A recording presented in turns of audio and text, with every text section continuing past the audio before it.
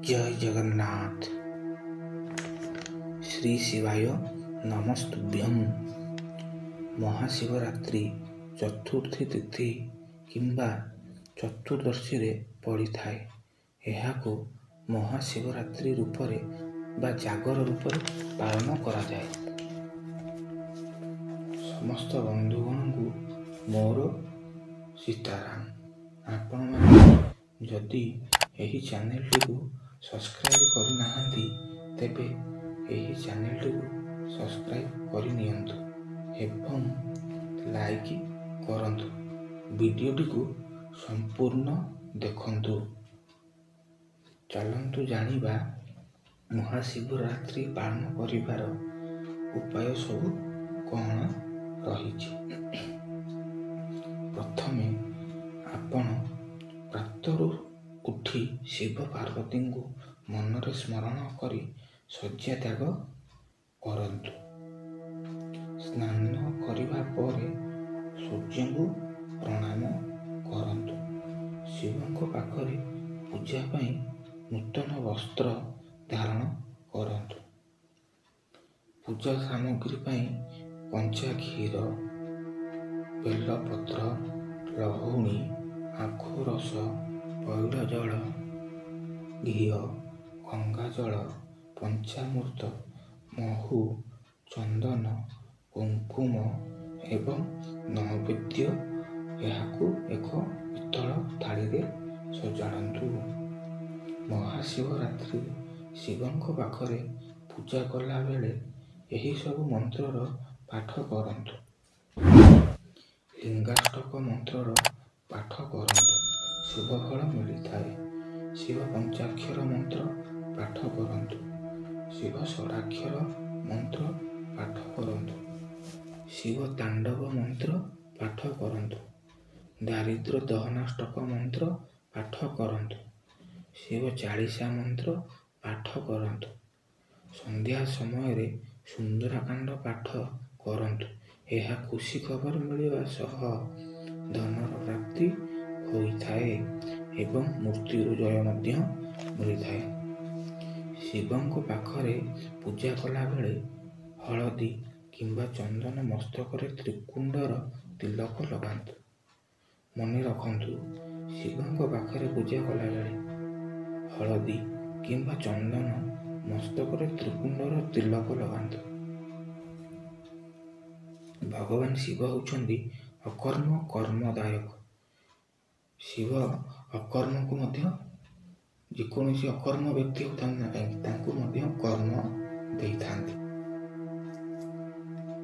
भगवान शिव हेउछंदी आशुतोष।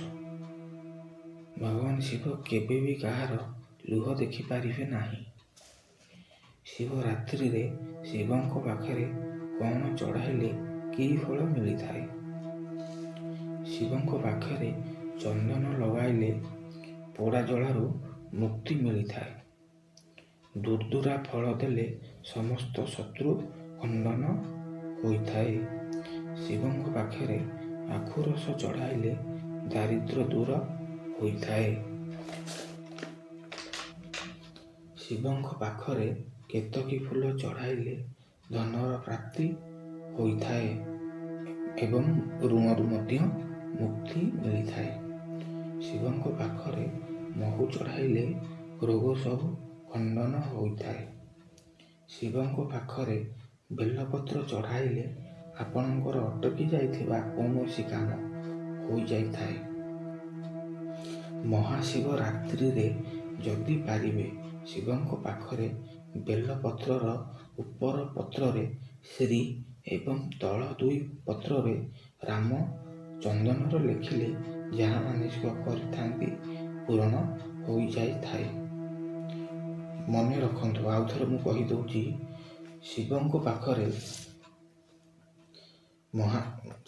पाखरे बेलपत्रर उपर पत्रे श्री एवं तल दुई पत्रे राम लेखिले चंदनर लेखिले जहाँ मानसिक आपण करिथांती ताहा सब पूर्ण हो जाए। मनकर जो आपण ପୁତ୍ର ସନ୍ତାନ ପାଇଁ ମାନସିକ କରିଥାନ୍ତି, ତାହା ମଧ୍ୟ ଆପଣଙ୍କର ପୂରଣ ହୋଇଯିବ। ଶିବଙ୍କ ପାଖରେ କ୍ଷୀର ଅରୁଆ ଚାଉଳ ଚଢ଼ାଇଲେ ଘରର ସମ୍ପତ୍ତି ବୃଦ୍ଧି ହୋଇଥାଏ। ଶିବଙ୍କ ପାଖରେ କ୍ଷୀର ରାଶି ଚଢ଼ାଇଲେ ଶନି ଦଶାରୁ ମୁକ୍ତି ମିଳିଥାଏ। ଶିବଙ୍କ ଠାରେ ଖଣ୍ଡିତ ଅରୁଆ ଚାଉଳ ଲଗାନ୍ତୁ ନାହିଁ।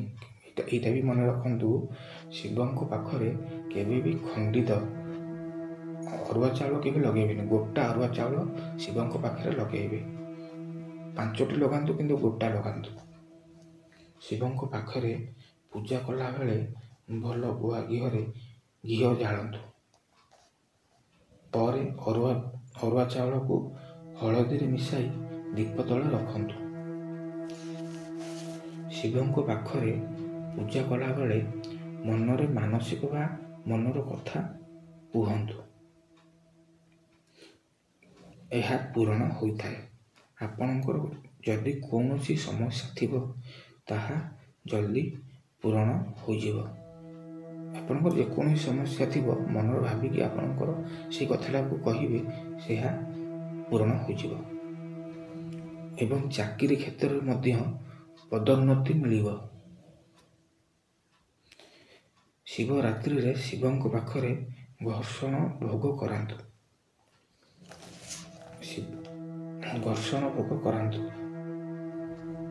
ଘର୍ଷଣ ଭୋଗ ସାମଗ୍ରୀ ଗୁଡ଼ିକ ହେଉଛି କଞ୍ଚା କ୍ଷୀର, ମିଶ୍ରି, ମହୁ, ଲେମ୍ବୁ, ଛେନା, ଦହି, ଲହୁଣୀ, ନଡ଼ିଆ କୋରା, ଡାଳିମ୍ବ, କଦଳୀ, ସେଉ, କମଳା, ଅଙ୍ଗୁର, ଚେରି, ଘିଅ, କାଜୁ, ଗୁଜୁରାତି ଆଦିକୁ ଏକ ପାତ୍ରରେ ମିଶ୍ରଣ କରାନ୍ତୁ ଏବଂ ଏହାକୁ ଶିବଙ୍କ ପାଖରେ ଭୋଗ କରାନ୍ତୁ। ଶିବ ହେଉଛନ୍ତି ଶ୍ରୀରାମଙ୍କର ଅତି ପ୍ରିୟ। ଶ୍ରୀରାମ ବି ହେଉଛନ୍ତି ଶିବଙ୍କର ଅତି ପ୍ରିୟ। ତେଣୁ ଶିବଙ୍କ ପାଖରେ ଆପଣ ଜୟ ଶ୍ରୀରାମ କିମ୍ବା ଜୟ ସୀତାରାମ କହି ନମସ୍କାର କିମ୍ବା ପ୍ରଣାମ କରନ୍ତୁ। ଶିବ ଆପଣଙ୍କ ଠାରେ ବହୁତ ପ୍ରସନ୍ନ ହୋଇଯିବେ। ଏଇଟା ମନେ ରଖନ୍ତୁ। ଶିବ ହେଉଛନ୍ତି ଶ୍ରୀରାମଙ୍କର ଅତି ପ୍ରିୟ। ଆଉ ଶ୍ରୀରାମ ବି ହେଉଛନ୍ତି ଶିବଙ୍କର ଅତି ପ୍ରିୟ। ତେଣୁ ଯେହେତୁ ମହାଶିବରାତ୍ରି ପଡ଼ିଛି, ଆପଣ ଶିବଙ୍କ ପାଖକୁ ଯାଇ ପ୍ରଣାମ କଲାବେଳେ ଜୟ ସୀତାରାମ କିମ୍ବା ଜୟ ଶ୍ରୀରାମ କହି ପ୍ରଣାମ ଜଣାନ୍ତୁ। ଆପଣଙ୍କର ମାନସିକ ପୂରଣ ତ ହେବ, କିନ୍ତୁ ଭଗବାନ ଅତି ପ୍ରସନ୍ନ ଆପଣଙ୍କୁ ହୋଇଯିବେ। ମହାଶିବରାତ୍ରିରେ ହଳଦୀରେ ଗୁଆ ମିଶାଇ ଶିବଙ୍କ ପାଖରେ ଅର୍ପଣ କରନ୍ତୁ। ଶିବଙ୍କର ଅତି ପ୍ରିୟ ଫୁଲ ଗୁଡ଼ିକ ହେଉଛି ଧଳା ଅରଖ, ଧଳା ଗଇସ, ଧଳା ଟଗର, ଧଳା ଚମ୍ପା, ଦୁର୍ଦରା ଫୁଲ, କେତକୀ ଫୁଲ, ଅପରାଜିତା ଫୁଲ, ବେଲପତ୍ର, ବେଲ ଫଳ ମଧ୍ୟ ଆଉ ଦୁର୍ଦରା ଫଳ ବି ମଧ୍ୟ। ନିର୍ଜଳ ଆପଣ ମହାଶିବରାତ୍ରିରେ ହେଉଛି ନିର୍ଜଳ ଉପବାସ। ଏହା ନିର୍ଜଳ ଉପବାସ କରାଯାଏ। କିନ୍ତୁ ଆପଣ ଚାହିଁଲେ ଶିବ ମନ୍ଦିରରେ ଯେଉଁ ପୂଜା କରିଥାନ୍ତି, ଯେଉଁ ପାଦୁକ ଦେଇଥାନ୍ତି, ଆପଣ ପାଦୁକକୁ ପାଇପାରିବେ ଏବଂ ଯେଉଁ ଘର୍ଷଣ ଭୋଗ ମଧ୍ୟ କରିଥାନ୍ତି, ଯେଉଁ ଘର୍ଷଣ ଭୋଗ ମଧ୍ୟ ହୁଏ ଶିବଙ୍କ ପାଖରେ, ଯେଉଁ ଘର୍ଷଣ ଭୋଗ ହେଉଥାଏ, ସେ ଘର୍ଷଣ ମଧ୍ୟ ଆପଣ ପାଇପାରିବେ ନିର୍ଜଳ ଉପବାସ କଲାବେଳେ। ପରେ ମହାଶିବରାତ୍ରିରେ ଯେତେବେଳେ ମହାଦୀପ ଉଠିଲା ପରେ ଆପଣ ମନ୍ଦିରରେ ହୋଇଥିବା ପ୍ରସାଦ ତାକୁ ଖାଇପାରିବେ। ଜୟ ଜଗନ୍ନାଥ, ଜୟ ସୀତାରାମ।